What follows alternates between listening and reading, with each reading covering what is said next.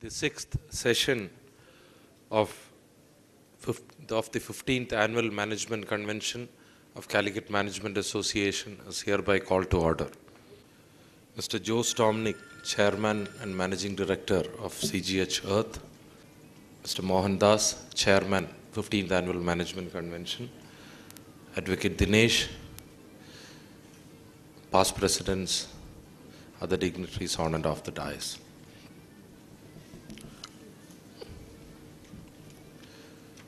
Yesterday, we heard the story of Chris Gopalakrishnan. Chris Gopalakrishnan's story is the story of the evolution of IT industry in India. Today, we have a similar speaker whose story is actually the story of the evolution of tourism industry in Kerala. World over, today Kerala is known as God's own country. Mr. Domenic is one person who has contributed a great lot in transforming the least known Kerala to God's own country. Right from the beginning, I think about 30 years back, he would have come into the field of tourism. I don't know much, but I'm sure I've seen him for the last 13 years and the 30 years in the industry. More than that, he would have been there. We'll hear from him. But much before this thing called God's own country was born, he was there in the industry, not only as a hotel owner or a hotelier, but as a person involving in the development process of Kerala as a destination in association with various bodies, including the government of Kerala, the government of India. He was one man who was spending a fair amount of time, of his personal time, to improve Kerala as a destination. So if one is to refer as a person as the father of tourism in Kerala, I have absolutely no doubt that we should call him the father of tourism of Kerala.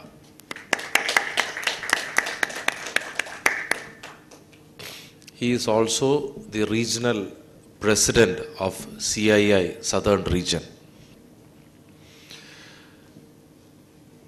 I think it will be a very interesting story how his story. I think we'll see a lot of relation between his story and the emergence of Kerala as a tourist destination. Now let us hear from him. Before that, I request Advocate Dinesh to introduce the speaker.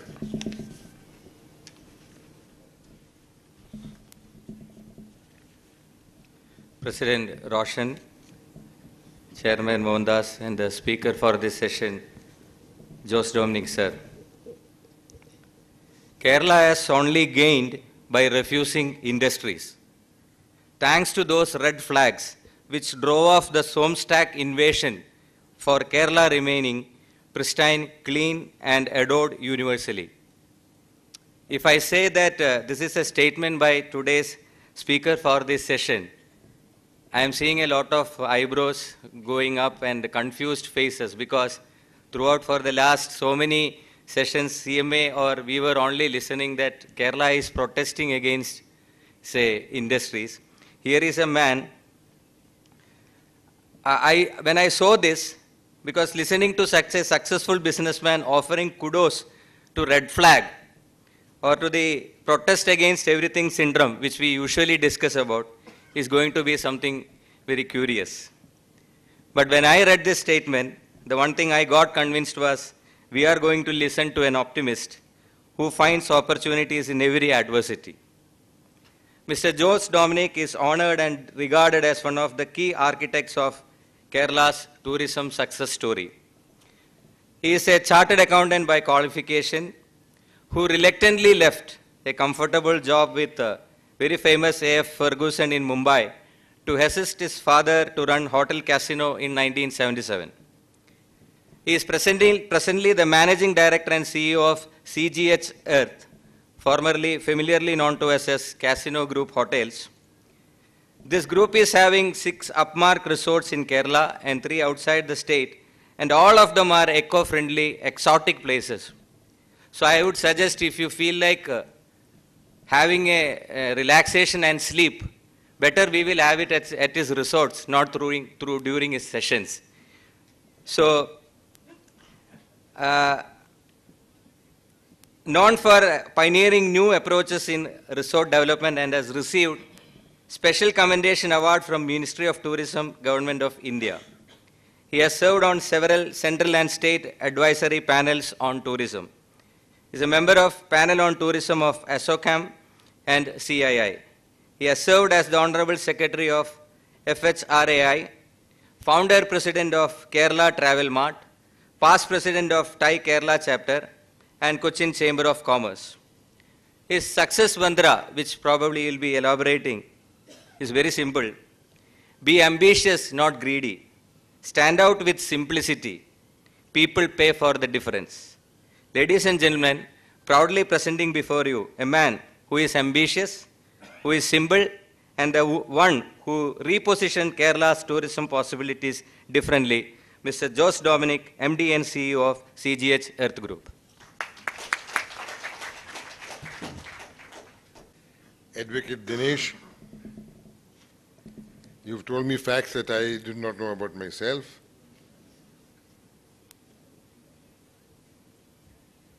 Sri Mohandas and the President, Roshan. I was just wondering, and I came here this morning, I said, somebody has made a mistake. Have I come to the wrong place? And has Roshan made a mistake? When I saw the list of speakers, from Cabinet Secretary to Debashish of IIM fame, and then yesterday you had the glitterati of Kerala. I was wondering whether I made a mistake. So I was looking at, sitting in Calicut, there was another man who made a mistake. And that and I recall this incident when Da Gama landed here, not far from here I suppose, in 1498. There's a dispute whether the date was 14th May or 21st May. But when he weighed anchor, and it took him for about a week, to present himself before what he called the Zamorin, what we call the Samudri. It took him about a week to present that. 500 years later, in Lisbon, there was an event to commemorate this what can be called an Earth, the most significant event of that century, which is finding a new route to Calicut, or to new route to the Malabar coast, which was the destination of the spice route. So in 1998, I had the good fortune to have the invitation, because the Gulbenkian Society had set up a museum in Cochin. I had come to know them, and they said, whenever you are, if you are in Europe, anytime in 1998, do give us a call and come over to Lisbon, and we have something which will be very interesting for you to see. So I went over to Lisbon in 1998. So there was in the Gulbenkian Museum, there's a frieze erected, which showed Henry the Navigator, who was the king of the time, Columbus, who lost his way, Da Gama, who found the way here. There was a picture of São Gabriel, the ship on which he sailed, and at the distance there was a figure of a naked man, and the words Zamarin written on the side of him. And on one side was written in Portuguese what Da Gama said for the first time when he was ushered into the Zamorin's presence. On the other side was written at the Gulbenkian Museum what the Zamorin said when these strange-looking people were ushered into the presence of the king. And his first words of Da Gama was, "Have I come to the wrong place?" In his mind, he was coming to the land of the king, where he's coming to the palace of the king. He's coming to the king on the land where the pepper grows. nobody could be mightier, richer than him. Because in 15th century Europe, Renaissance Europe, pepper was almighty. Spice, the almighty spice. And in his mind, he's going to come to the absolute, the mother of all palaces, which he came to expect. And then his first words, which is in Portuguese, which was translated to me, was that, have I come to the wrong place? He lives in such a small house. The Kovilagam of the Samudri did not fit into the palace which he imagined. He has no furniture to sit on, as you're obviously sitting on the floor. And then he ends with, poor man, he's virtually naked. Probably had a dhoti and then nothing much else. The Samudri's first words, narrated to his minister, poor man, he who wears layers and layers of cloth in this sweltering heat. Goes on to say, poor man, he who wears feathers on his head to make him think that he's bigger than he is. This is East meeting West, and it all happened in 1998, 500 years ago, in this beautiful coast of Kapat, or now Calicut. So I was just relating to two mistakes. Since we are in the area of mistakes, I was also talking about, I had another occasion, and that was Debashish triggered me to remember this event. On another time when we were who was a friend and a professor in Cornell University, he had asked, if ever you are in the US, please come and talk to our faculty, because Cornell is known for hospitality, is known for sustainable development, and both disciplines. And so there was an invitation, come and tell us, talk to us, tell us about the story we've been hearing all the time about Kerala's development in this in tourism and hospitality. So when I called Professor Sims and said, please, why don't you come over from New York? And so I did what I could. We took a, what was those, the bus. It's a 5-hour journey to Ithaca, and went there, and in this hall, in one corner they had put together the faculty of hospitality, sustainable development, and several others, about 15 or 20 of us, and said that next 2 or 3 hours let us discuss and examine. We'd like to hear the story. So as I was beginning, the Professor Emeritus of Sustainable Development entered. He's a Polish gentleman, and from across the room, about 4 times this size, he said, with a booming voice, Mr. Domenic, while we are delighted that you've come all the way to talk to us, he said, I'm curious to know what brought you here. I knew it was a trick question, and so on the journey, I had bought a magazine, which was called The New Yorker, which had an article, and I recognized that the name of the person who was asking this question, and the author of the article was the same. And he was talking about carbon neutral development. And in that, there was a quote which said that the Stone Age came to an end, not because they ran out of stone, but because awareness grew. So I thought I must try and answer the professor in his language. The professor, I've come to the institution. I've come to the Mecca of awareness, which is your institution. And he went on to say, from that the discussion began, and went on to say that sadly, even in this Mecca, the Stone Age lingers on. And in the end, the conclusion after 3 hours, he replied, the conclusion which he made is that, Mr. Domenic, you've made a big mistake. If you go back to your country of 1.2 billion people and tell them of how to live the way we live here, then God helps the planet. And so I was just, what triggered me was these series of mistakes.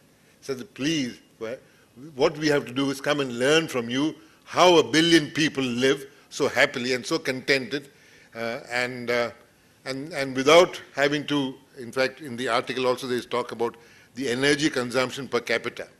The energy consumption per capita for the Indian, that's the average energy consumption, is 1,000 watts according to the article. In Chinese it is 1,500 watts, and for the Swiss 6,000 watts, and for the US, for the American it's 12,000 watts.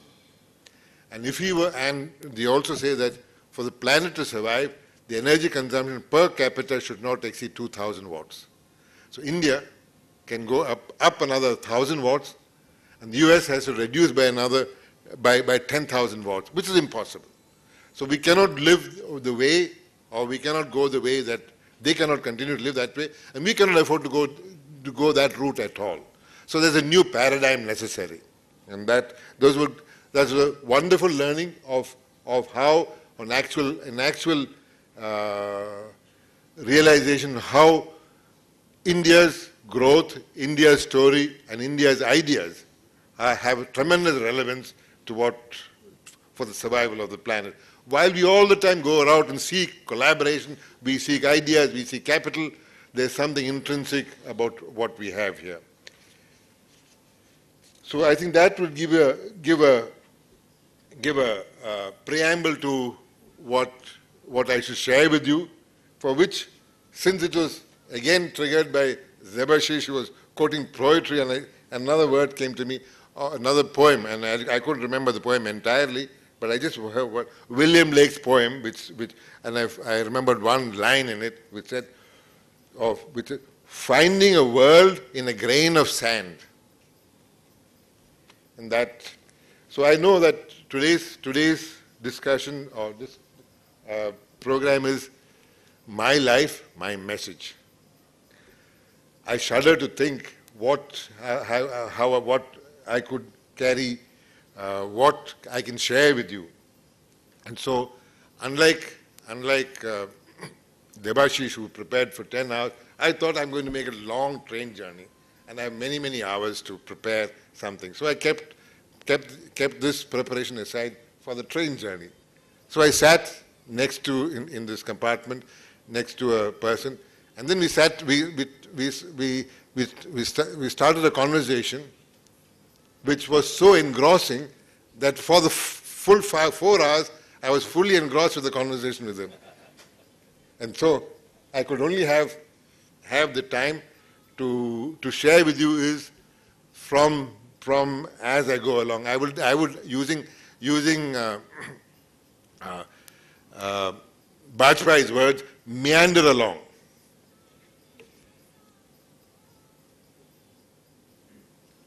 Let me tell you, and I know that what you intended was it has to be a personal account of my life. My life, well, I come from, let me just tell you, give you a brief background. I come from, well, I grew up on the banks, like Arundhati, on the banks of the Meenachal River. And that's where, from an agrarian family, and in those times, people in my, we all went to, schooling was difficult in the village that we came from. My first school I attended was not very far from here, was Ottapalam. And then I was the only boy in a girls' school. From there went on to a public school in Lovedale, and I from Lovedale, well, went on to Loyola College for my commerce, and then decided, not sure what to do. Then somebody said there's something called chartered accounting, and then I went to Bangalore and joined a firm in Bangalore to article with Brahma and Company. After which, I joined A.F. Ferguson and Company in Bombay, and I was fully settled, and the idea was that this is a great career to have. And this was this is now the year 1970. This was in 1974. I joined, and then I think when Roshan was saying that he's seen me for 30 years and even much more, I was wondering how old do I look? Anyway, in 74, and then by the time in 1977, I had done about 3 years in A.F. Ferguson. That is when I started to get a summons from my father to come back. For the reason that all my siblings, all my brothers were younger to me, he said, at least come back, and he was not in the best of health, so I need somebody to come and help me. And so my wife tells me that the resignation letter, which I had written with great reluctance, was in my pocket for over a month before I really did submit it. But I remember one incident which had some significance. I was in the taxation advisory services of A.F. Ferguson, and we had groups of clients. One of our clients was the Indian Hotel Company, and Ajit Baburao Kirka was the chairman, and I used to closely interact with him. And one day I told Mr. Kirka that from next week I will not be here because I'm joining your business. He said, what is that? He said, my father runs a hotel in Cochin. It's called Casino, and I'm going to join him. Then he wanted to know more about it. I said, it's one hotel. We've got 30 rooms. And then he thought for a while and said, Mr. Jose, it's a good thing that you are following your father's wishes, but think again, because if you want to be in a hotel industry, you must be a part of a large chain, and it must be in a big hotel, neither of which is where you are joining. So that depressed me even more, and that set, I mean, what carried from that message was that the model of that time for hotel was it had to be globally a giant, it had to be large scale, and which we were not. And I just recall now that such a big transformation has now taken place. In fact, today in our group, and I was just discussing it over lunch, we have a cap that has been put, which I'll come to later, a cap that has been put that the hotels that we build will not have more than 30 rooms. Whereas at one stage it was, as all economists will say and as business schools people will say, economy of scale, you must have largeness. And we are now doing exactly the opposite. And for good reason, I believe.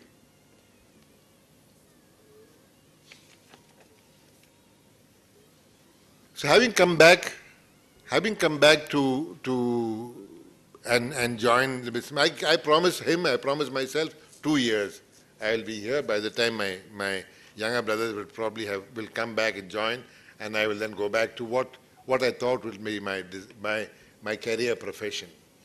But that was not to be, and so hence I'm here now, what I call myself a former chartered accountant.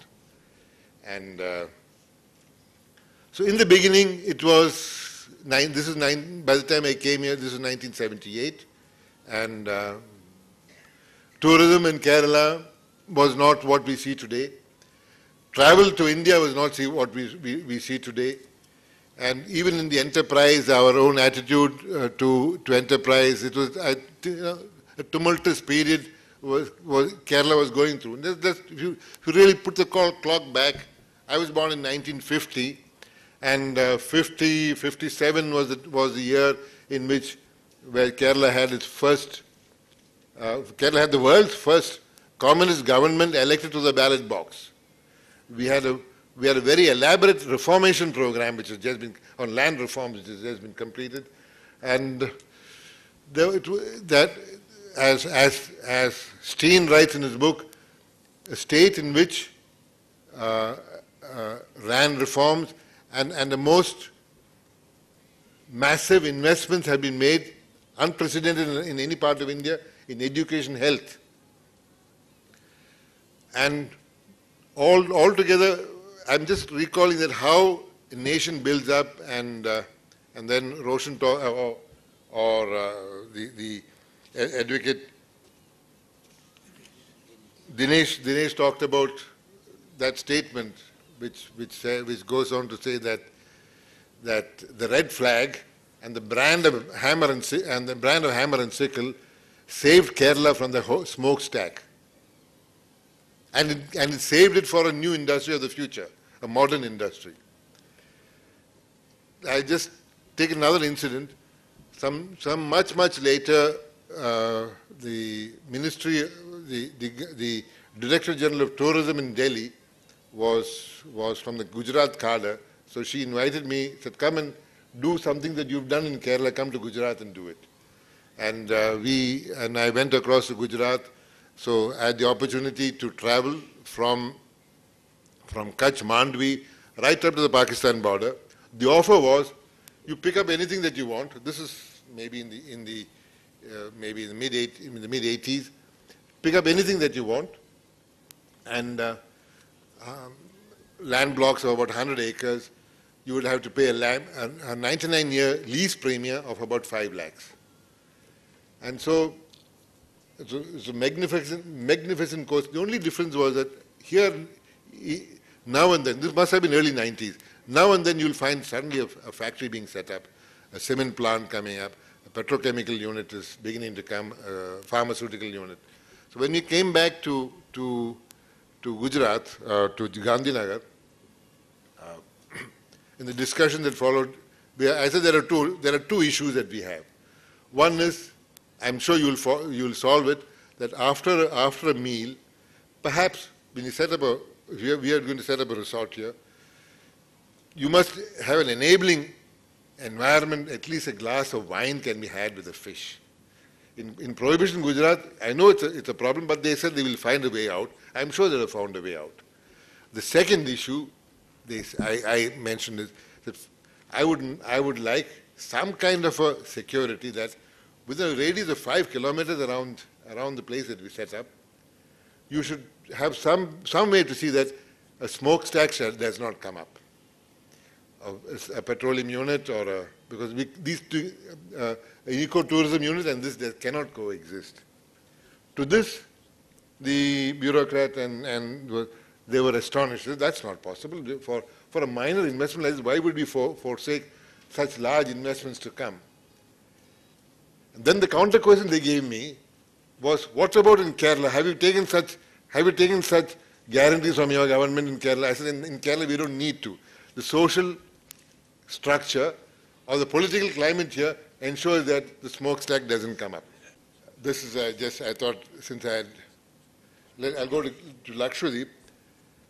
I'll just narrate this Lakshadweep story, which I think is very significant. In 1988, this was the big, which now it now appears to be our biggest move that we could ever make.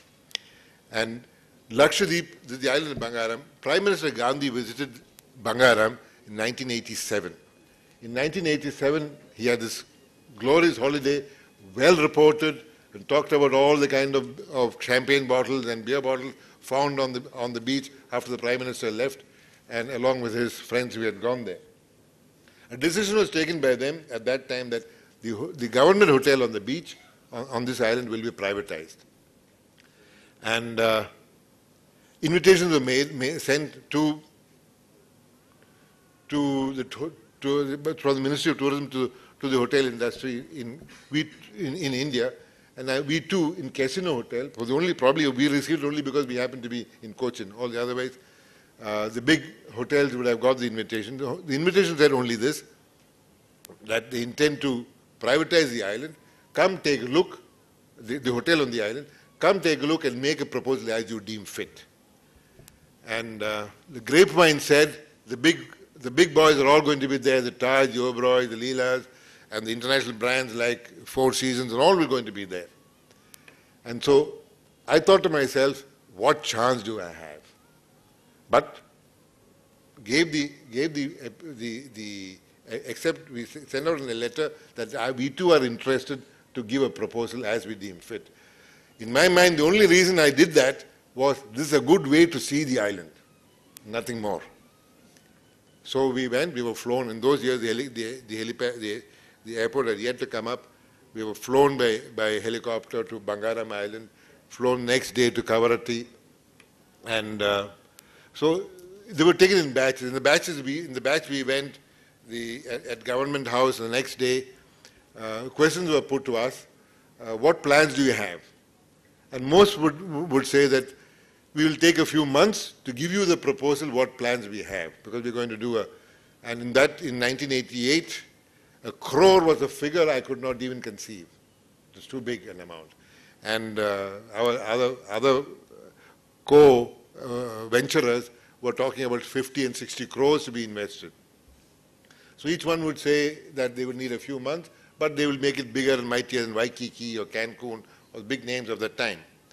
So finally when Habibullah, who was the administrator, who asked me, what is your plan, Mr. Domenic? And I said, to me, it appeared that since I did not have a crore, or did not have the crore, the only way I could survive here was give a proposal which did not require the crores. So anyway, but the island was so spectacular that my proposal is that for heaven's sake, don't spoil the spectacular island with another hotel. So then they want to, what do you intend to do? I said, all I will do is, give me 3 months and I'll not give you a proposal, but I'll commission the hotel in 3 months' time. That was 3 months from that date of that discussion would have been the time of the airport is going to be commissioned. So all I would do, I told them, is that I will just clean up the place. The government hotel, which is already there, clean it up, neaten it, remove the asbestos and remove the tin, remove those fancy tiles that have been put out because the Prime Minister's visit, and do what the villager would do. Put thatch and mud, and and make it as in keeping with the lifestyle of the village. And so I think it took a very, very brave bureaucrat to forego the crores and give a proposal and award the contract to us. So on 18th of December 1988, the day of the opening of the airport, the recommissioned hotel was opened. And the advertised features of the hotel was the absence of telephone, television, newspaper, air conditioning, hot water, room service, multi-cuisine restaurants or swimming pools, and the presence of nature and the means to enjoy nature. The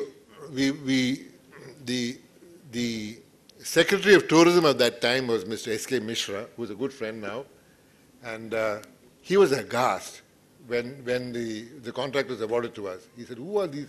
What do these guys have done? Some unknown hotel called Casino has been given this India's first island resort.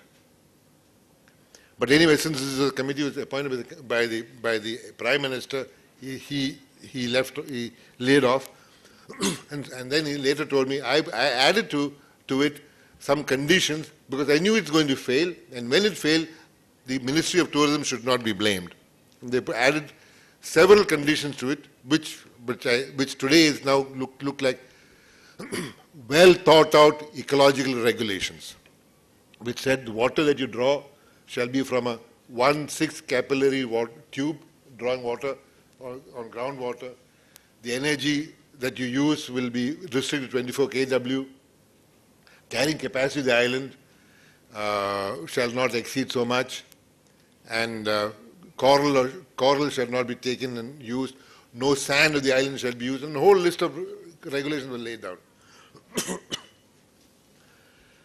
So when the hotel opened, we made those two not as excuses, as a cause of the reason. We designed the hotel around them, which is to say that so the people we employed, all the people, almost 90% of the people we employed were the islanders, whose only previous knowledge or experience would have been climbing, was coconut plucking or fishing. And so the method of recruitment was the first 30 people who come to reach the island of Bangaram, less than 30 years of age, will be our employees. And that process, and the training we gave them was: be yourself, be your lungi, wear your lungi and don't go around saying good afternoon, good morning, and how's your food, sir. Just talk about as you are. And anyway, we are going to create another experience, which is in the unique island called Lakshadweep, on the island of Bangaram. The only fact I would like to bring here is, when it opened in 1988, the price of a room here and the price of a room in the Oberoi Towers in Mumbai was the same. Both of 180. One for providing all that, all the luxury of the built ostentation, of all the thick carpets and all the air conditioning and all the things provided the child. For here, for not providing all that. So it was in some ways we went through. I mean, it was a challenge though. But what gave us, and it took a couple of years for the enterprise to stand on its feet. But what gave us the confidence was that whoever came back. Because the logistics was terrible. To come here was most difficult. You could come to our competing destination was the Maldives, where you could be in Frankfurt on a Friday evening, and you would be diving in a Maldives resort on a Saturday morning. But coming to Lakshadweep on a Saturday, you only reach Bombay, and on those days you would then fly to Cochin, stay overnight in Cochin also, and then on the 3 days when the flights are there to Agatti, you fly to take to Agatti, and when the weather is right, you take a boat and reach Bangaram. So it was a complete different situation, but yet the product had to survive. And what Bangaram did, it showed us that there's another way. There's a completely new direction in tourism that we can take. And that was what created CGH Earth. And in fact, Bangaram is what, in 2004, is when, till 2004 we started as casino restaurant, then became casino restaurant and hotel, then became casino hotel, and then casino group of hotels. The fact that we were called casino was an accident of history, because a friend of my father's who was a partner too when he started up, his contribution, he had just returned from a grand tour of Europe at that time and said, whatever we do, let's call our new restaurant casino. So that the name stuck. So before internet, there was not a problem, because travel agents would tell their clients, though they call themselves casino, don't worry, they are not a casino. But after internet came, we had this problem. Those who did not want a casino avoided this name, they avoided the hotel. And those who wanted a casino were also disappointed. So we decided that we change it to CGH Earth. And why CGH Earth? Because we had, by this time, let me just go back, put the clock back a little more. Before in 1988 was when we realized that there's another way, and this way was a great way for Kerala. And Kerala was just beginning. At that time, Kerala had Calicut, we had Trivandrum, Cochin, a few hotels, maybe Calicut the cities had hotels. Kovalam had a few hotels, and Tekadi had nothing else anywhere. And so we thought this must be a great new logic to apply in Kerala. So the first hotel in 91, we said we went to Tekadi and set up Spice Village. In Bangaram, the decision to keep the television out was an automatic decision, because it's not feasible at all. It took us weeks and weeks of discussion among ourselves to take the similar decision in Kerala, not to keep the television in, but to keep television out. So it was an extremely tough decision. But the learnings from Lakshadweep came here, use the knowledge of the local community, of the village. So our let me just go, this is Lakshadweep, and these are quickly go through with that, and how a hotel which you need to merge the environment and the community to create the experience. The definition of luxury also got a new definition. It no longer is the built ostentation in our definition, but the experience. So even as mud and thatch, it can be most extraordinarily luxurious. These are in 1988. These are reconstructed very simple structures. Also, we found that we needed to provide engaging experiences to travelers. That will be a necessary ingredient for the people to come. India's first sports diving center was also established at Bangara. Mr. Andreas, whose picture you see here, was a diver in the Maldives. He set up a diving center there. We were desperately trying to get a diving station here. And from the Maldives, most people we applied to, they were not interested. So finally, the High Commissioner of the Maldives said, whom I knew, said, why don't you can talk to Maldives, talk to Andreas? Why the reason? His wife is from Bangalore.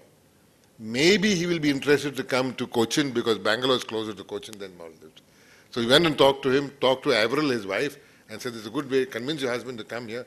And somehow I think she convinced him, and we set up the dive center here. So 1988, the same ideology, the same methods, or learnings from the islands of Lakshadweep. The structure used here is a Mannan Kudil, a Mannan structure. So we called the architect and said, we first called the Mannan to build a house, called the architect in and said, just modify that to make it suitable for modern tourism. And this is what picture here is the hotel, which is Spice Village. It's a slight modification. Of course, it had to be made acceptable. We kept the television out.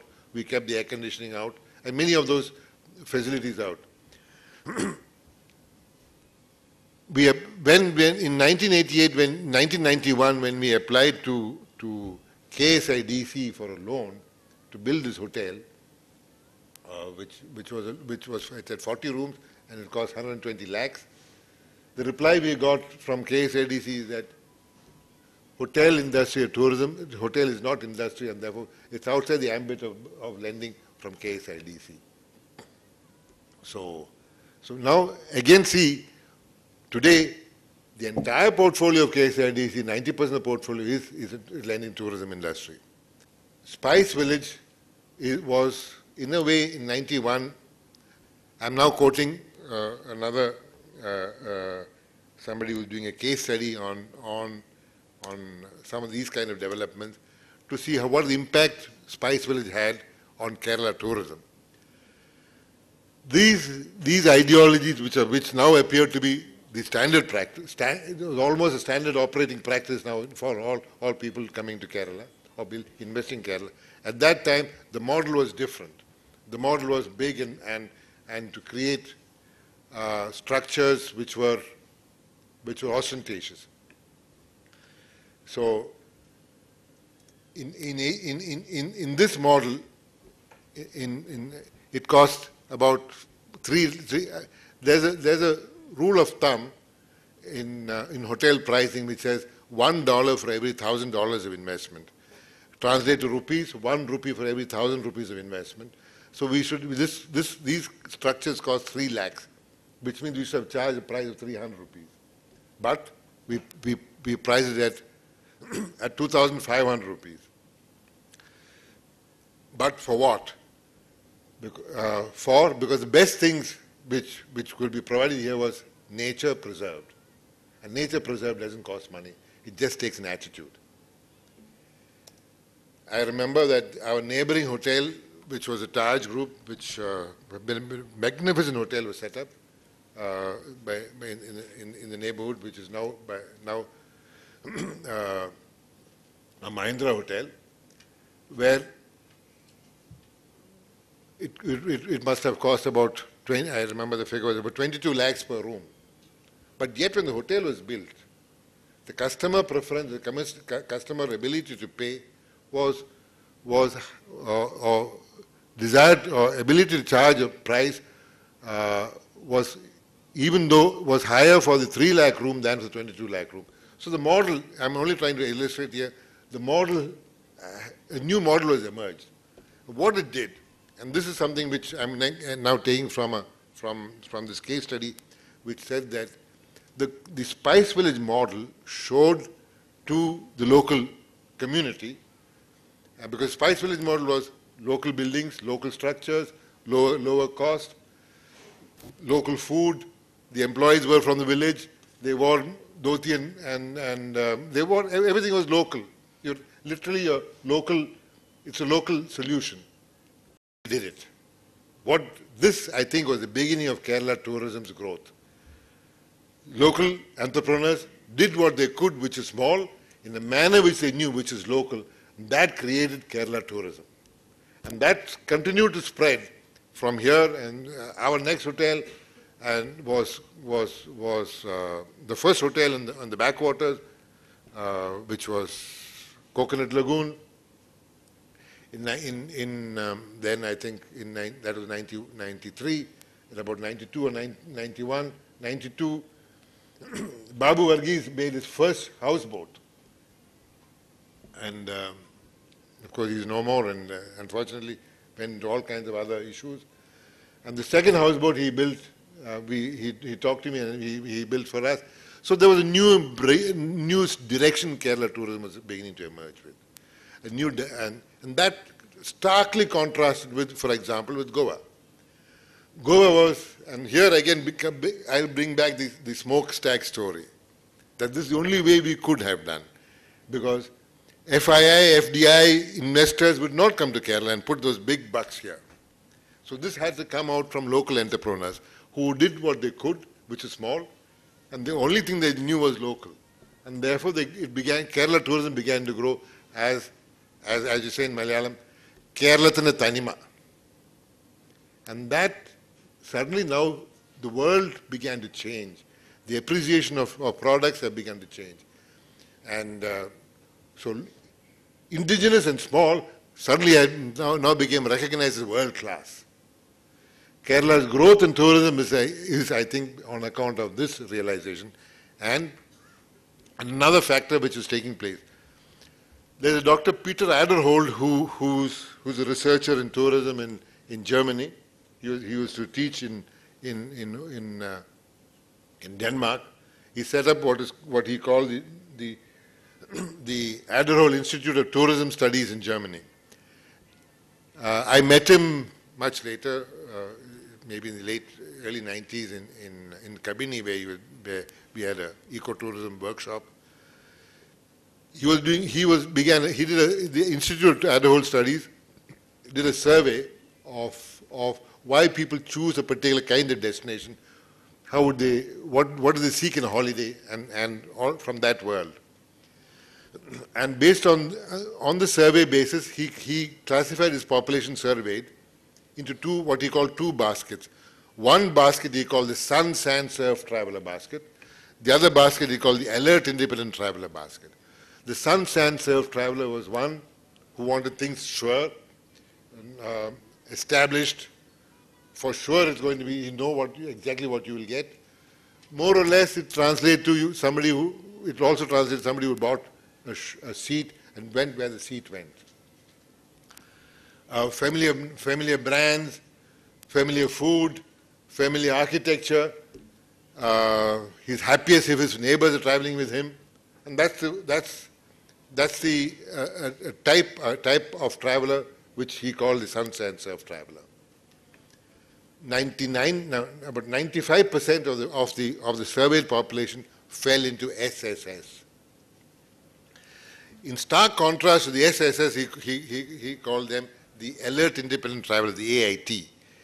And AIT is one for whom the voyage, it was a voyage of discovery, of new experiences, and for whom pristine environment was a necessity. And also the impact of his own travel to a destination and what appeared to be so not less connected at that time, institutions of democracy, quality of life of local population, human rights, and all those things became important to this AIT. and at the whole has been doing the studies every 2 or 3 years, a very expensive report which destinations countries buy. And over the years, the trend that we've been seeing is the SSS from 95 has been steadily dropping. I think last I heard was just about under 60. And the AIT has been steadily rising. So there's a big sea change taking place out there. Kerala's growth in tourism is thanks to that too. That the perception of the traveler was becoming more and more AIT. And there were people wanting to, and our investments, tourism is a dividend of Kerala's investments into healthcare, into institutions of democracy, into education, and to creating civil society. Such a tourism development could not have been possible without these, and therefore you will see, when you see the direction in which tourism is taking place in the rest of the country, you will see they're confined to pockets of urban, and not into rural. Take India's most advanced state, say Maharashtra. Other than Pune, other than Bombay, there's little else where you will venture out to, but not so in Kerala. And I think this is a strong fact and a strong asset of our state. And tourism has been one of the big beneficiaries of that. So I believe that as is for Kerala and for India and for our enterprise, which we hitched our destiny on that 5% sector rather than the 95% sector. And for India too, and for Kerala too, this rising sector is where we have to now hitch our destiny to. Ecology and community became the strong focus points, became the big attraction.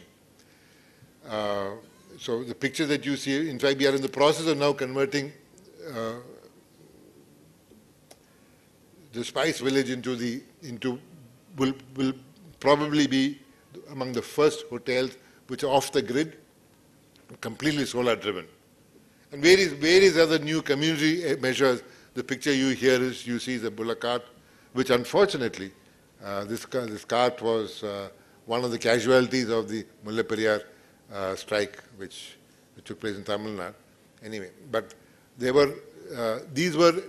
we collaborated with the Eco Development Society, and then people who were poachers and intruders in the forest were given alternative livelihood and created enterprises like these.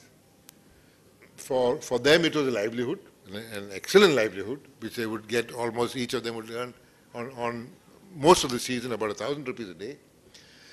And for the tourists, it became an extraordinary experience of interacting with the community, going into the village and experiencing the real India.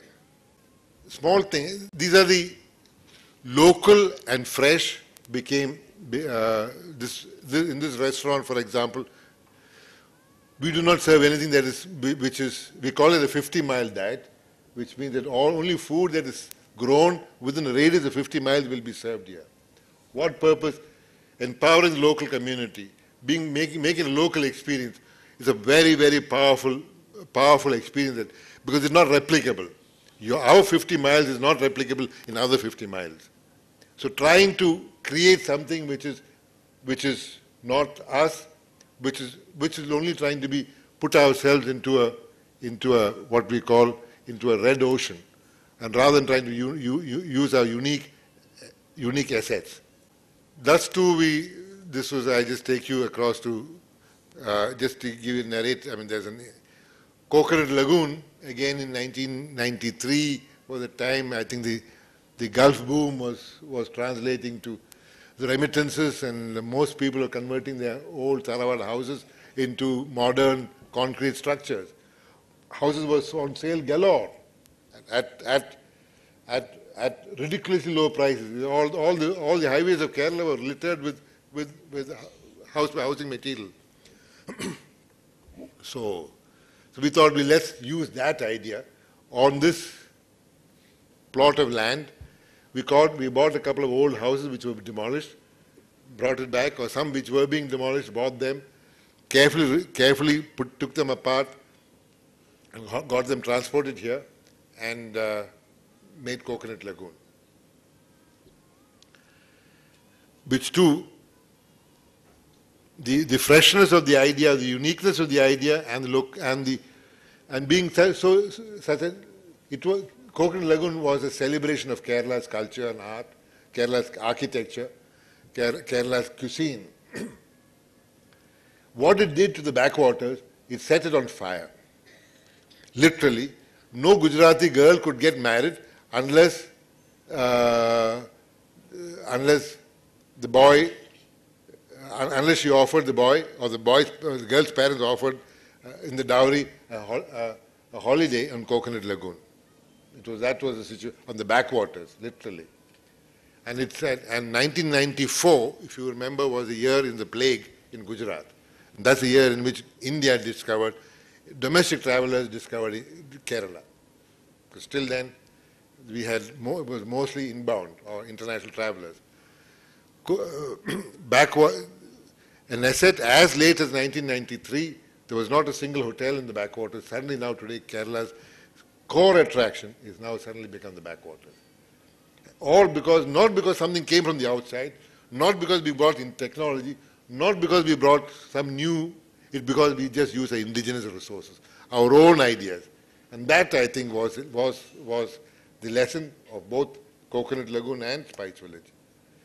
And this is in fact, Arundhati Roy in her book, God of Small Things, in a chapter,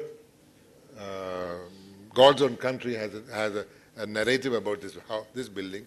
It talks about it as that EMS Namboodiripad, the communist that he was, sold his house for a profit, and the old communists are now working here as waiters. That's what she wrote in her book. I wouldn't dare say that in another forum, except as a quote from her.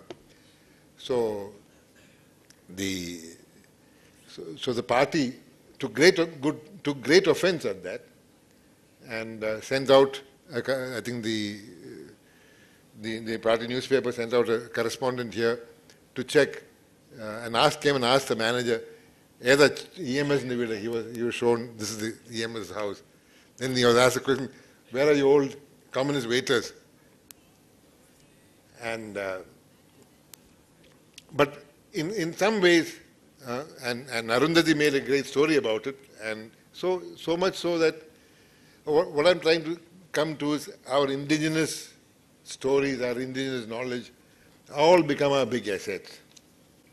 Let me tell you a story because I think it's relevant, because coming back to television, the most often commented facet about the hotel is the absence of television. Complained about, so why are you doing it? And I remember there was a Gujarati family who took a tour taking 3 of our properties, Coconut Lagoon, Marari Beach, and Spice Village.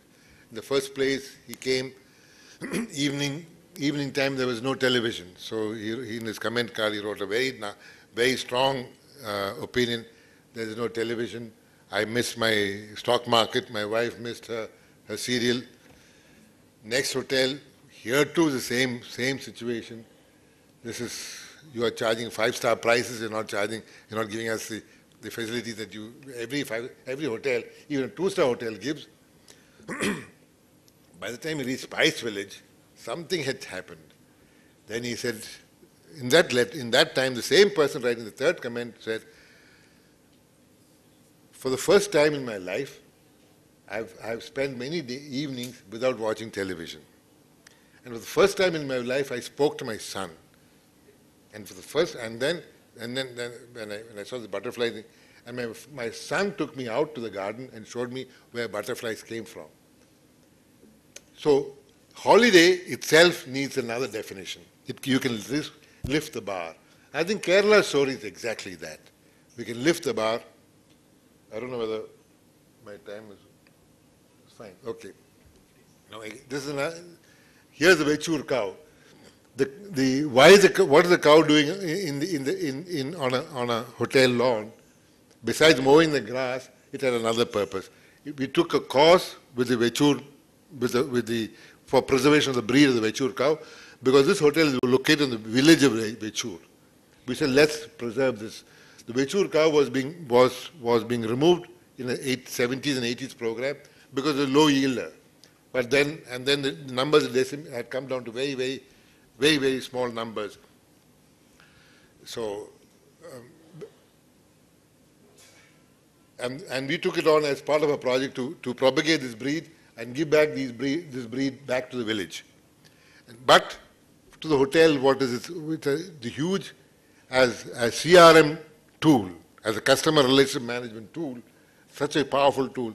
The cow that you see, the black one, her name is Parvati, and a New York stockbroker, after going back, spending a week in this hotel, after going back to New York, a week later sends a mail to our manager, general manager, to ask him, has Parvati calved? Is the calf female or male? A powerful CRM tool that an innocent cow can become. Our resources, our community, our local is our key asset. The ordinary is the extraordinary, as I think the Bashish was saying. The small things are the big things. You don't need to create Disney worlds. And that is I think, becoming the new, how we can describe Kerala tourism, is how becoming the future of all tourism. And that tourism will have to become more and more responsible to the environment, to the community. And I would just say here that I heard a very distinct and interesting talk by a gentleman who retired as the managing director of Kony, which is Europe's largest travel company. He began his career as a guide, as a travel guide to India, and I met him many years ago, and he would tell me that why I would ask him why he became a travel guide to India. He said, I like to smoke hashish. And then, as a travel guide, he would repeatedly come to India. So over 10 years, I came 10 times a year. Traveled to every nook and corner of India.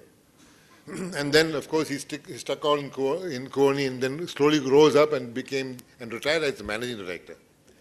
So he was saying, and then in a PATA conference in Delhi several years ago, there was a discussion of why India has been stuck at this 2.5 million tourism figure. Why is it not growing? Many people talked about the poor infrastructure, the poor quality of airports, the airlines, all kinds of things which we'll never solve. And he came on board and said, the ultimate travel destination in India, and then his argument went like this, that that geography is not going to be the driver of travel. It is becoming less and less the driver of travel. The new destination is emerging, which is the intangible destination. And the two strong ingredients of the intangible are the abstract and the spiritual. And no civilization, no mind, or no culture holds these two as well as the Indian culture. And therefore, this is a huge and immense opportunity that's available, the intangible. So we thought we should enter into the intangible destination too. This is the palace of the Vengunad Palace, Kollangoad Palace, as it's currently popularly called.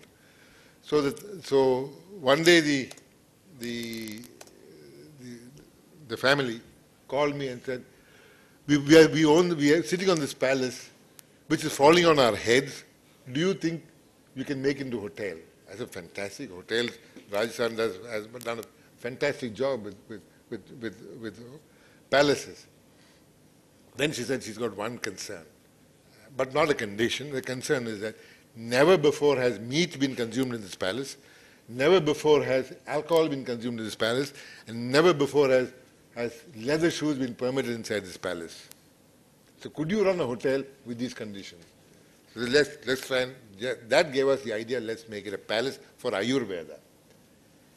Without shoes, wine or meat. And it fitted so well into this intangible destination. So here now people come, leaving a world outside. So besides wine, no meat, no shoes, we also have no tea, no coffee, no phones, no laptop. But people are now willing to come and willing to spend 2-3 weeks to come and stay here. All this comes from what I would call our own resources, our Indian ideas, our Kerala. Nothing has come from the outside. It's our own resource, whether it's Ayurveda or yoga, and simple things like this is what is in every. I mean, it's follow the tenets of to a strong extent. Do not compromise. About compromise, when we started the center here, the person the Swami Yogaratna was the one we engaged to come and help us in yoga.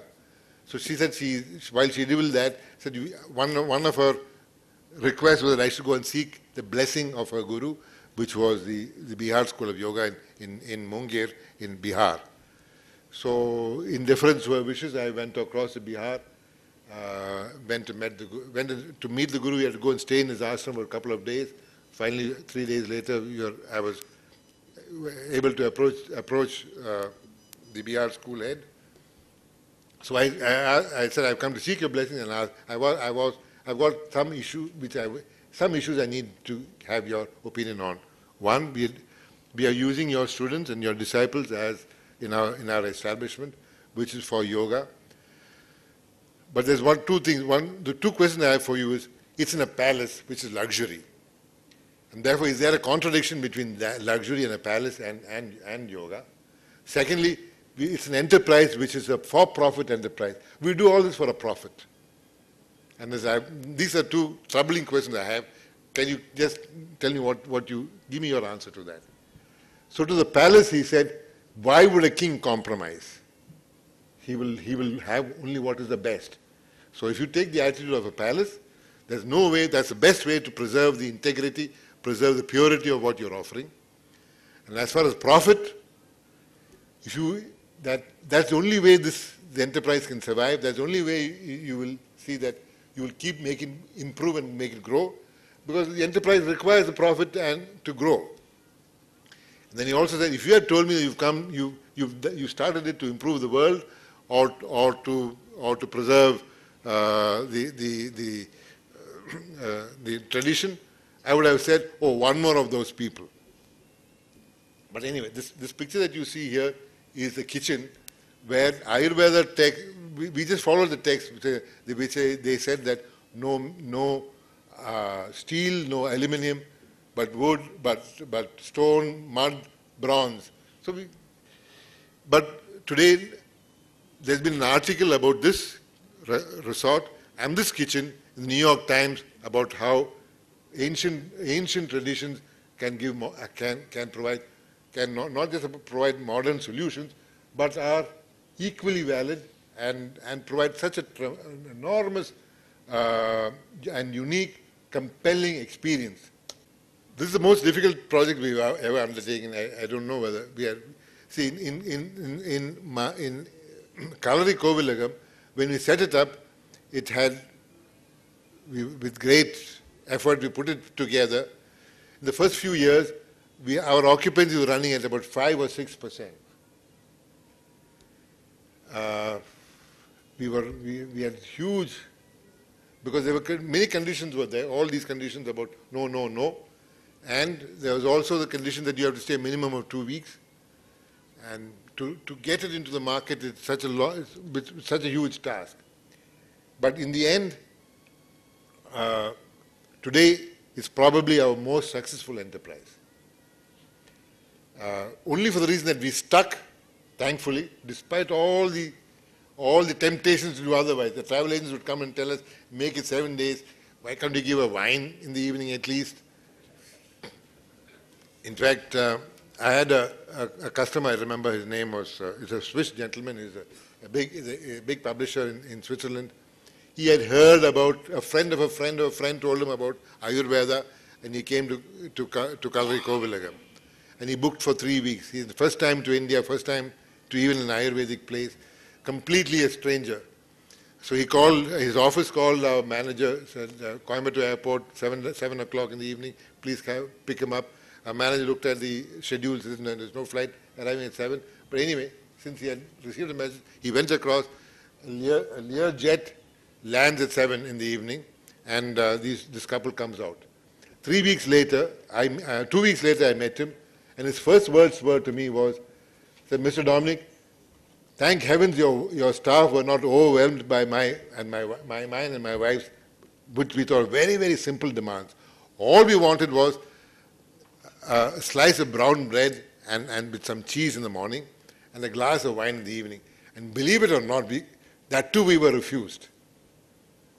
I said, now, he said, after 2 weeks, now we realized there's only 1 week left, and we shudder to think that we are now ending our stay. So I just wanted to narrate these, and what I was saying is Swasthvara is currently now our biggest challenge, and where the offer is Kalari is body, mind, and spirit, as we heard before, through the window of the body, and Swasthvara is through the window of the mind. And it's a holiday place.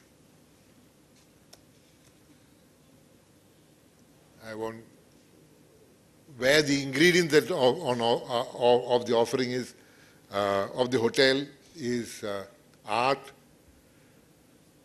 yoga, meditation, chanting,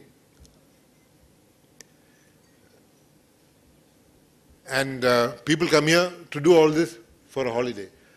The proposition is a holiday need not always be consumptive, it need not be ostentatious, need not be...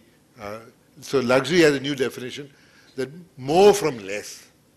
Take back with you something. The mantra has been, take back with you photographs and leave behind footprints. We disagree. That take back a whole world of learning, a whole world of new attitude. Now, probably many of you have heard of that, seen that book. From farm came crop, from industry came product, from service came satisfaction, from experience became called transformation. In our business, now we've defined our business as experiential, with the core values of ecology, community, and the local.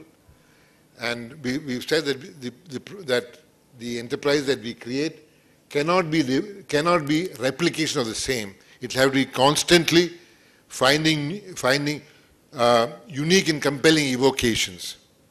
I think I'll now wind up with telling something about what I'm currently engaged with besides the hotel. Currently, I think within a month or two, by the end of March, my tenure comes to an end in CII, where I'm currently the holding chair. So we thought that we should do something which is unique and appropriate to Kerala. So we called it under the umbrella of Made in Kerala. What does Made in Kerala reflect?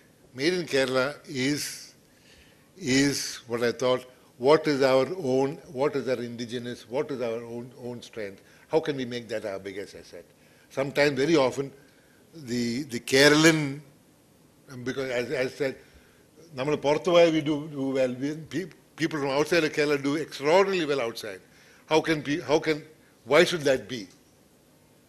Don't we have, so our indigenous solutions can be our biggest asset. So Made in Kerala is actually a reflection of trying to put some focus on that.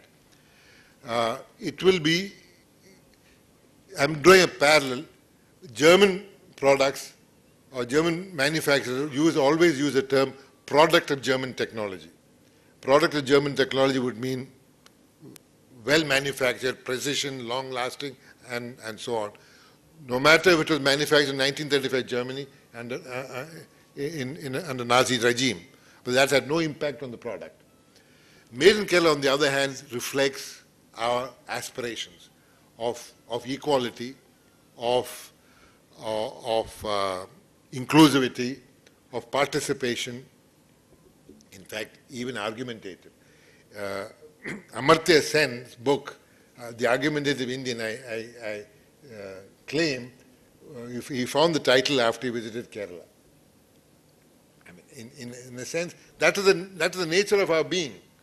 That which other state has a discussion, what should the width, in fact in CI we had the discussion with, in fact along with the planning board chair, K.M. Chandrasekhar, the width of the road should be 30, 45 or 60 meters. Which state would discuss that? In Kerala we do have a discussion that, because you cannot take a presumptive act. There is many interests to be involved. So made in Kerala, there are some assets and there are some liabilities.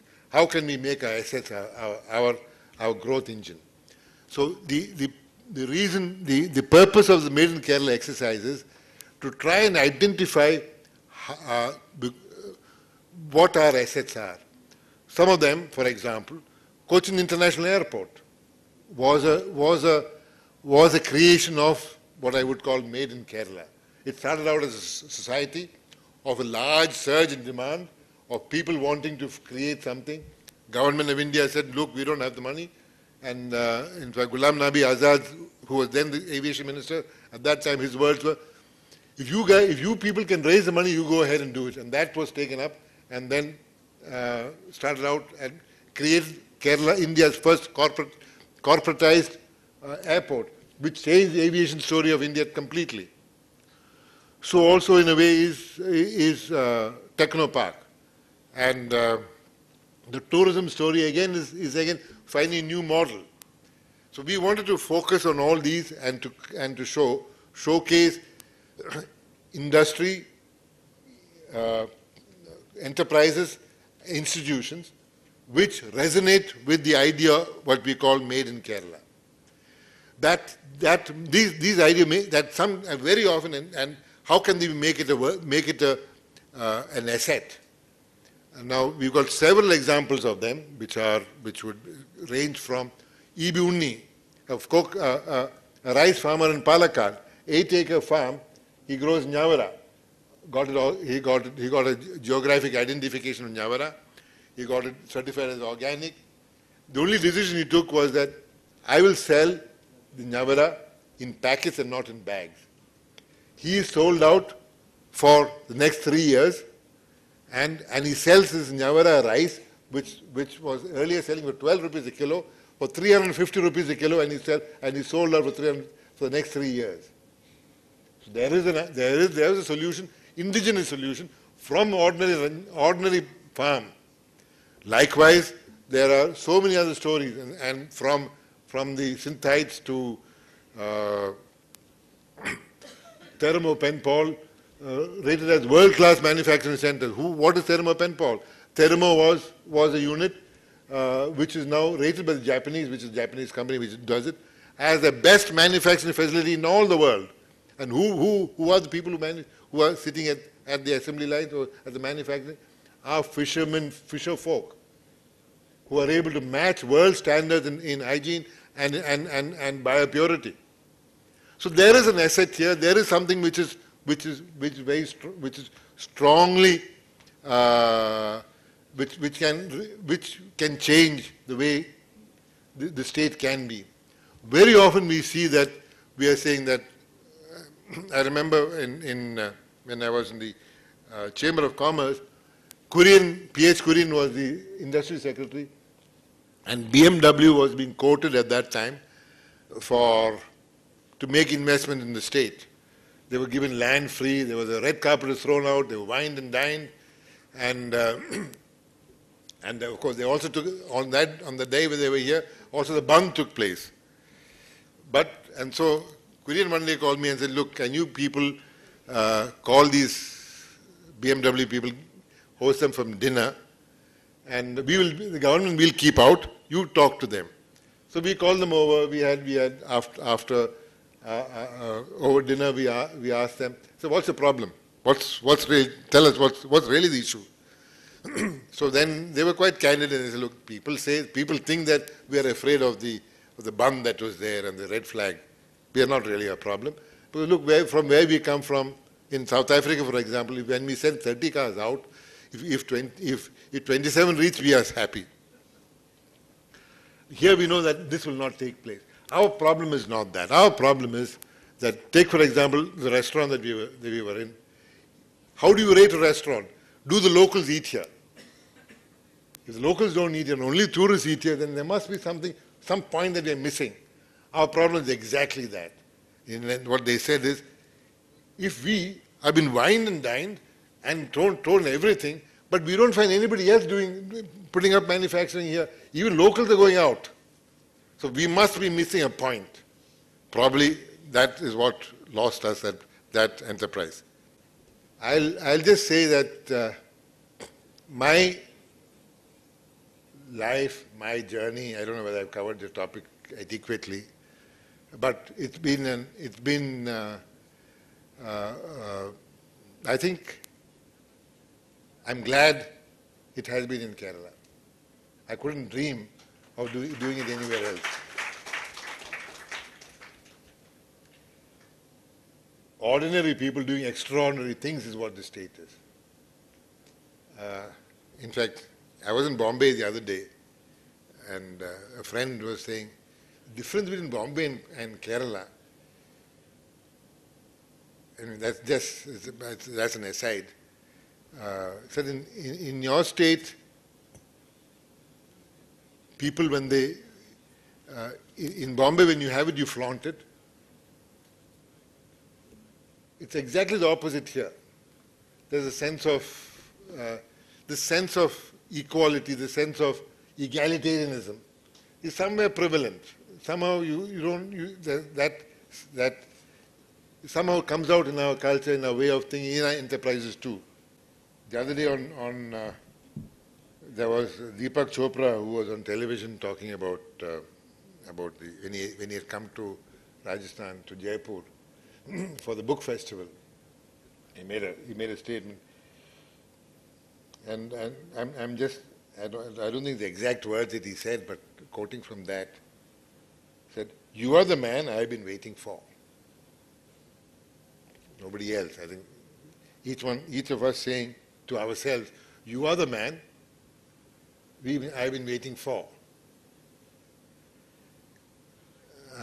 Kerala Tourism somewhere uses it in an advertisement we call "Your moment has come." But more than that, I believe that our own uniqueness, our quirks, whether we've got buns, whether we've got red flags, all that, the sense of there's a certain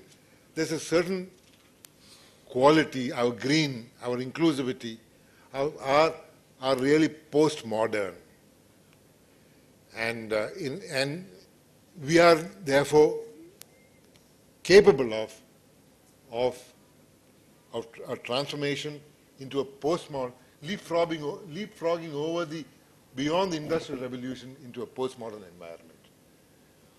And that is a lesson I'll come back to. I'll end with the old lesson. I believe that we should sit in the shoes of the Samudri. And that is a timelessness of that wisdom. That's inherent in our culture, in our own thought process.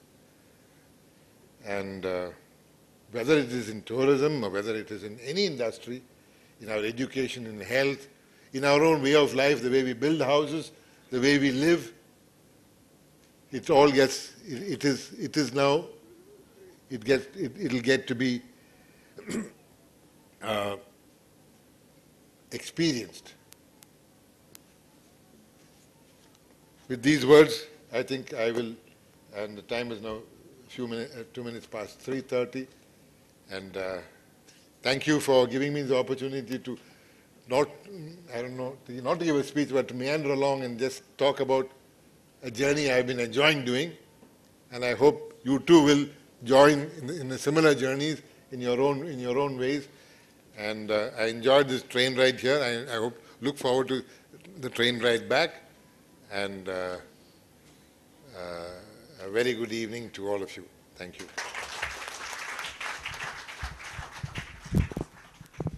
Thank you, Mr. Jose Domenic. Please be seated. We just heard the words of a visionary who has transformed Kerala into the tourism destination of the world. Do you have any doubt about his contribution? I think hats off to him. In fact, he is one of the key persons who has made what Kerala is today. I think we have a number of questions. Our first question is from our young participant, Swale, from 8th standard, who was participating in the entire program right from yesterday very actively. His question is, you have many resorts. Do you have any resort in Calicut? If not, are you interested to make a resort in Calicut? Unfortunately, we do not have a resort in Calicut. I certainly would like to come to North Kerala. We generally try to avoid the big city and go into rural areas.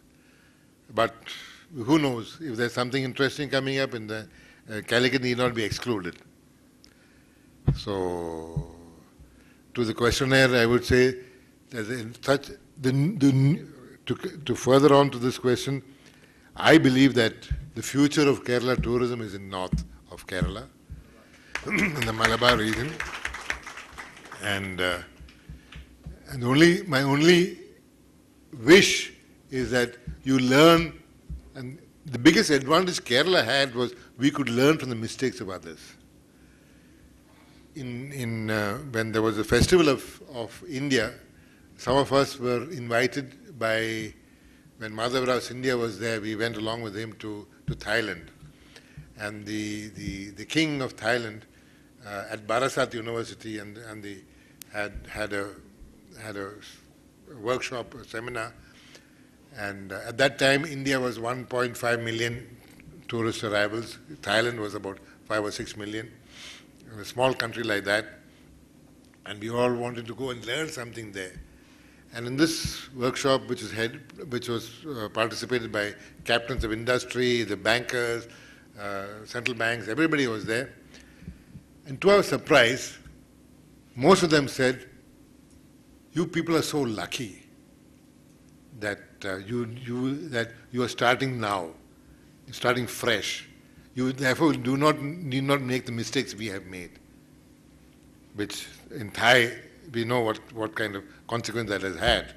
Similarly, North Kerala has the advantage of learning from the mistakes of everybody else and doing things which makes them far ahead of everybody else. And I have immense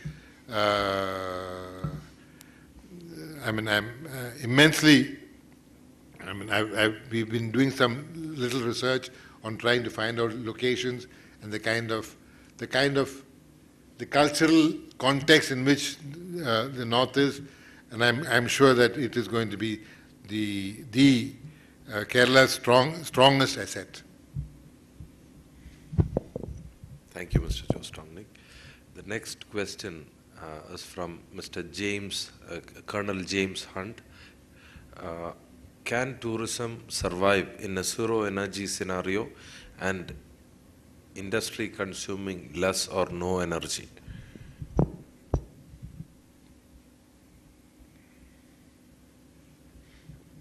See, zero energy, zero waste, zero energy is a utopian concept.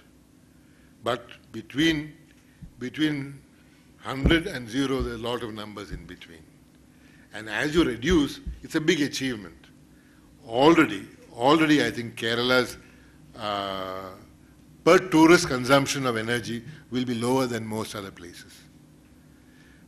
Already the waste output will be lower. I think if we use our indigenous know-how, we can achieve that tremendously. Alongside this, as Toffler in his book has said, what are the two ingredients for development? And he said Gandhi and satellite. That is what we have to use, Gandhi and satellite. Appropriate technology, which is what we use for bio digesting of our waste, of renewable energy. At the same time, keeping ourselves very much Gandhi, the village, our rural knowledge. And these two combinations were so powerful, and I think that will make it that will not only make it world class, but there was a seminar in Berlin ITB where the subject given was luxury and sustainability, friend or foe. In fact, there were 4 speakers, one from America, one from Greece, one from Italy, and from India I was asked to go and to be the speaker. The question being asked was, after they're paying, don't they need to be given luxury? Of course they are paying, and they should pay, but that does not mean that they have any right to destroy or to reduce the sustainability at all. And as you go more luxurious, it means that the responsibility of the environment has to be even greater. And therefore, I would say that this question of zero waste, zero energy are utopian dreams, but definitely reachable and doable. The consciousness is very much coming there.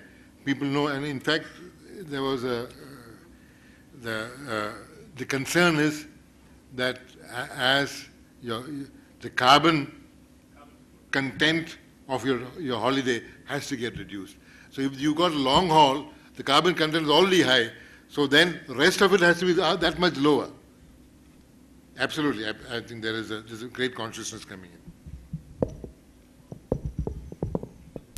The next question is from Dilna B. Krishnan, student. Thank you for your valuable information, sir. Kerala is a state having different kinds of resources to attract tourists, even though we are not able to use these resources properly. What is the reason behind this? I don't see, Kerala has huge resources. Our first resources are people. Our own culture, our own ideas, and preserving these is our first and most important necessity. Now, when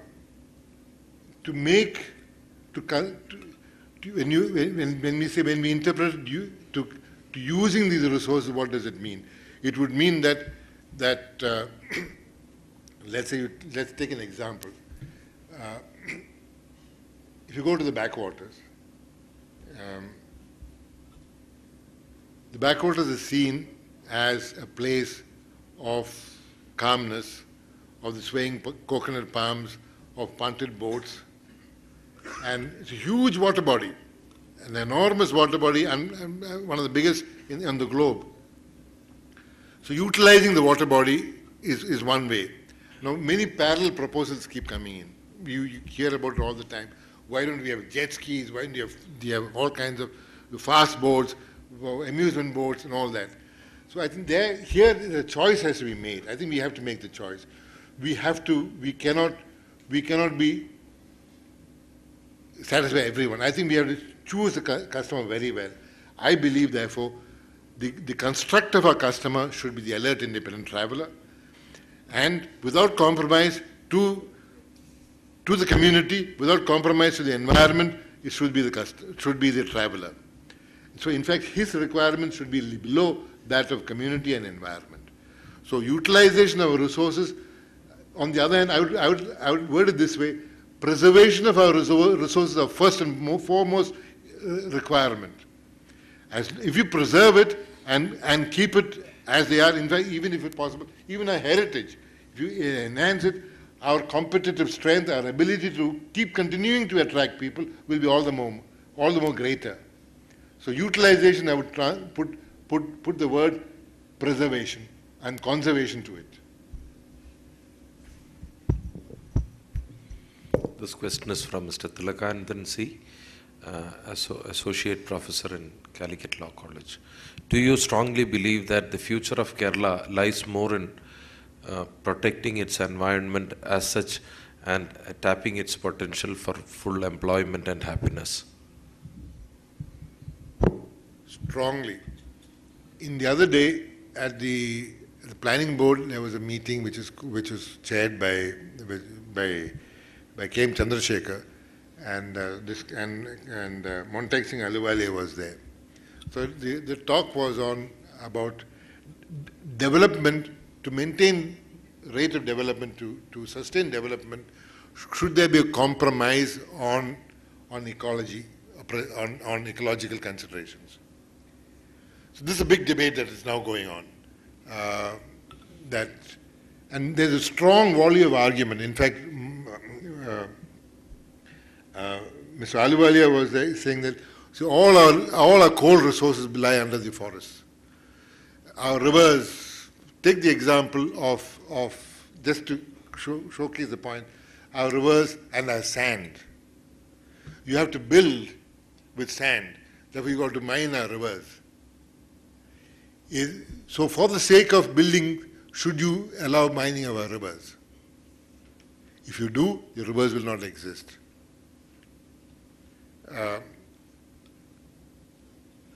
In a way, we were saved of this decision by the industrial attitude as signified by the red flag, that we willy-nilly, but not deliberately, we chose a route of non-industrialization. But that's not the route to go. We have to have manufacturing. We have to have our development processes, but without compromise.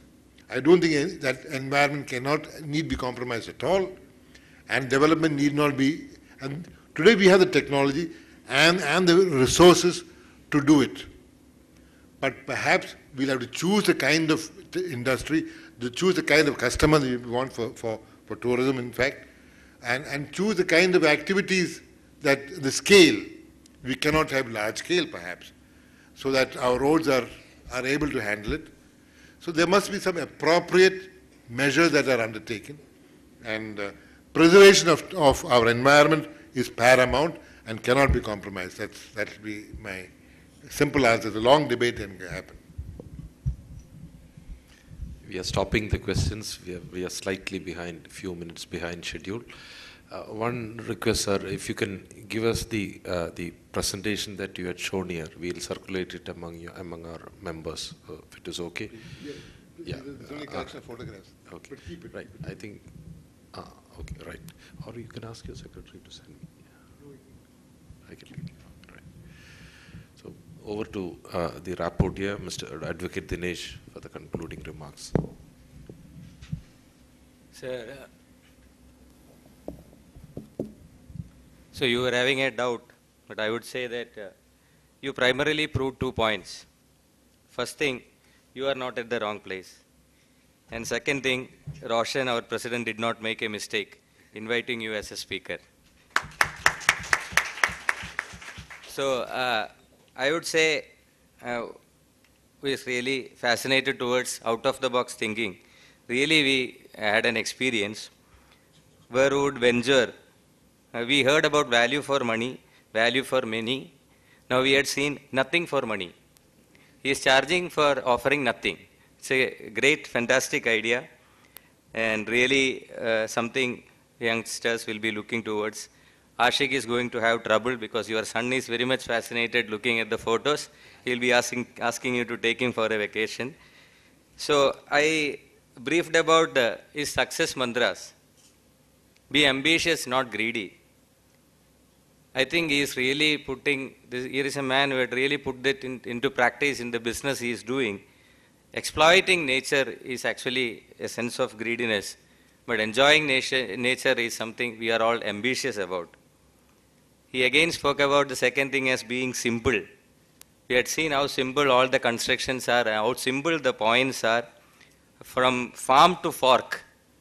A very simple, say, thought-provoking idea, 50-mile diet. So, wherein somebody who is worried about empowering the local, and also he mentioned about the concern about civil society. As I said, it is really totally in contradiction to many things we had heard earlier, because Keralathil road veno, veedi veno ennullathu argumentative India, that coining came from our state. I feel very proud. So, what I feel is restrictions are excitements for him. So next time we feel inviting you, where there will be no mic, there will be no light, there will be no audience. In that situation, we will be having a great, wonderful speech or an insight from this great man. So Roshan mentioned him as the father of Kerala's tourism. So that gave me a small recall of something with which I will conclude. ഒരിക്കലൊരു Boeing വിമാനം mid എയറിലായിരുന്നു. പെട്ടെന്ന് there was a technical lag, engine കേടുവന്നിട്ട് it was announce that it is going to crash land. അപ്പോൾ passengers മൊത്തം ഭയങ്കര worried ആയിരുന്നു, anxious ആയിരുന്നു, ബിക്കോസ് രക്ഷപ്പെടാൻ ഒരു സാധ്യതയില്ല എന്ന് അനൗൺസ്മെൻറ്റ് വന്നു കഴിഞ്ഞു. ഒരു ചെറിയ കുട്ടി മാത്രം വളരെ എക്സൈറ്റഡ് ആയിട്ട് പ്ലെയിനിൻ്റെ ഉള്ളിൽ ഓടി നടക്കുകയാണ്. അപ്പോൾ എല്ലാവരും പിടിച്ച് പറയുന്നുണ്ട്, ശരിയല്ല, മരിക്കാൻ പോവാണ്, അതിൻ്റെ ഇടയിൽ നീ എന്താ ഇങ്ങനെ ഓടി നടക്കുന്നതൊക്കെ. ഈ കുട്ടി എന്ത് പറഞ്ഞിട്ടും കേൾക്കുന്നില്ല. ഈ കുട്ടി കിടന്ന് ഓടുകയാണ്. അങ്ങനെ so tense an environment. Ultimately എങ്ങനെയോ ഈ വിമാനം, ദ പൈലറ്റ് അവിടെ ക്രാഷ് ലാൻഡ് ചെയ്യിച്ചിട്ട് എവരിബഡി വാസ് സേഫ്. അപ്പോൾ ഒരു പാരൻ്റ് ഈ കുട്ടീനോട് ചോദിച്ചു, മോന് മനസ്സിലാവാഞ്ഞിട്ടായിരിക്കും എന്തായിരുന്നു സിറ്റുവേഷൻ എന്നുള്ളത്. ഇത്രയും വലിയൊരു ഭീകരാന്തരീക്ഷമായിരുന്നു, മരണം വരെ മുന്നിൽ കണ്ട സമയത്ത് മനസ്സിലാവാത്തതുകൊണ്ടായിരിക്കും കുട്ടി അങ്ങനെ പെരുമാറിയത്. മോനെന്താ അങ്ങനെ തുള്ളിച്ചാടി നടന്നത് എന്ന് പറഞ്ഞപ്പോൾ ആ കുട്ടി പറഞ്ഞു, ഈ പൈലറ്റ്, ഈ വിമാനത്തിൻ്റെ പൈലറ്റ് എൻ്റെ അച്ഛനാണ്. So I am so sure എന്നെ രക്ഷിക്കാൻ എന്നാലാവുന്നത് എൻ്റെ ഫാദർ ചെയ്തിരിക്കും. That is the only confidence I was having. In the same way, Kerala tourism is such a big Boeing, which is having immense potential to fly to greater heights. ഞങ്ങളെ confidence, this father, Sir Jose Domenic, is our pilot. So this state is going to be blessed. CMA is very much privileged, and we are thankful for your wonderful presence and your insights. Thank you, sir. I request our founder president, Dr. V.K.S. Menon, to come to the stage and hand over a small memento to the speaker. Please, please. This is a painting by none other than artist Francis Kodangandath, who is a national award winner